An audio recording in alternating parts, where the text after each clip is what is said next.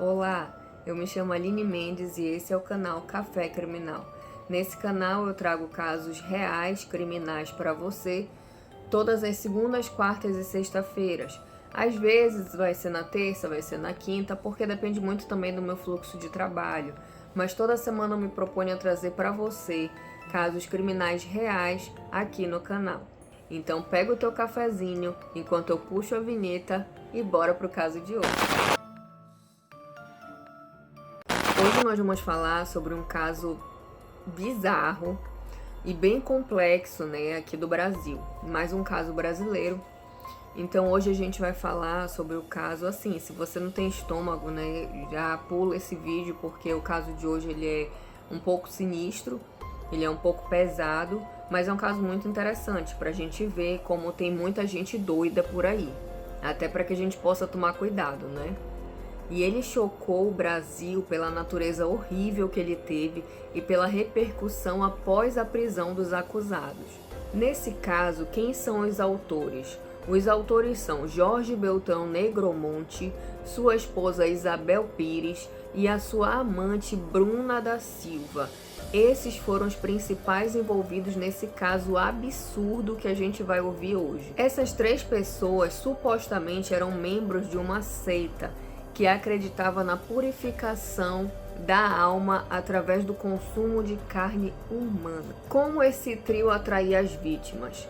Eles atraíam geralmente mulheres jovens que precisavam de um emprego, estavam ali em situação vulnerável. O que eles faziam? Eles ofereciam um emprego para que ela trabalhasse como doméstica ali na casa deles, assim eles lhe dariam sustento e ela trabalharia lá. As vítimas iam para trabalhar com a suposta oferta de emprego e quando chegava lá, passava um tempo, depois que ela ganhava confiança nas pessoas, eles então cometiam os assassinatos de forma brutal. E para você ver como tem gente doida nesse mundo, depois que eles isolavam essas mulheres com essa promessa de emprego, eles começavam a manipular elas de forma para que elas participassem desse ritual aí, né, dessa seita que estava na cabeça deles, para purificação da alma. Agora, essa purificação ocorria como? Ocorria através do assassinato dessas mulheres, a divisão de seus corpos e depois o consumo dessa carne. Mas a loucura não para por aí.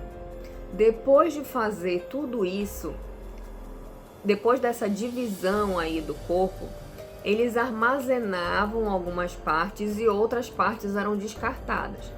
As partes armazenadas para consumo, eles também faziam algumas encomendas de salgadinho. Sim, eles vendiam empadinhas com essa carne dentro, pela vizinhança. Já não bastasse a loucura, ainda envolve várias pessoas, mesmo que de forma inconsciente, nessa loucura deles. Mas você pensa que foi uma vez que isso aconteceu? Não. A justiça conseguiu determinar pelo menos 5 mulheres que foram atraídas por eles e passaram por essa situação.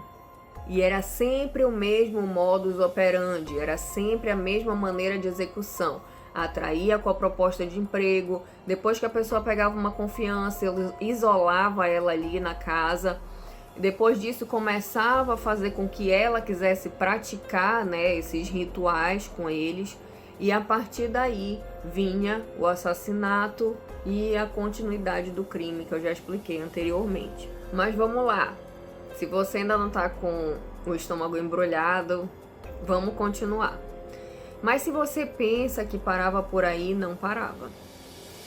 Depois de executar as vítimas, fazer a divisão, separar o que era de consumo e o que não era, o que eles faziam? Eles faziam a ocultação do que restava no quintal da casa deles.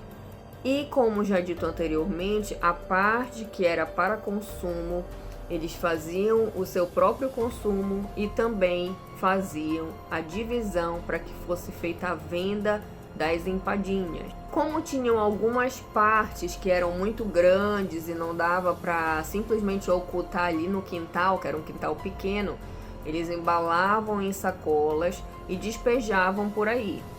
Mas e aí?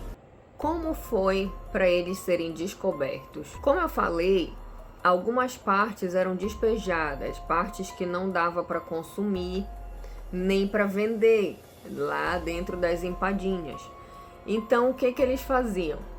Como eles faziam esse despejo dentro de alguns sacos plásticos por aí, óbvio que esses sacos seriam encontrados em algum momento. Então, assim aconteceu. Após encontrarem restos humanos dentro desses sacos plásticos, começou a investigação. Com a investigação, foram feitos exames de DNA, verificou-se quem eram as pessoas desaparecidas, e então as testemunhas e a própria investigação foram descobrindo que aquelas pessoas tinham ido trabalhar na casa do seu Jorge e da dona Isabel, vizinhos ali que supostamente não mexiam com ninguém, eram pessoas quietas. Quando chegou-se à conclusão de que eles realmente eram as últimas pessoas que tinham visto as vítimas ali daquele local, então iniciou o depoimento de cada um. Durante o depoimento, eles contaram que realmente era feito com aquelas pessoas. Eles confessaram o crime e disseram na maior inocência que eles só estavam fazendo aquilo porque precisavam purificar a alma.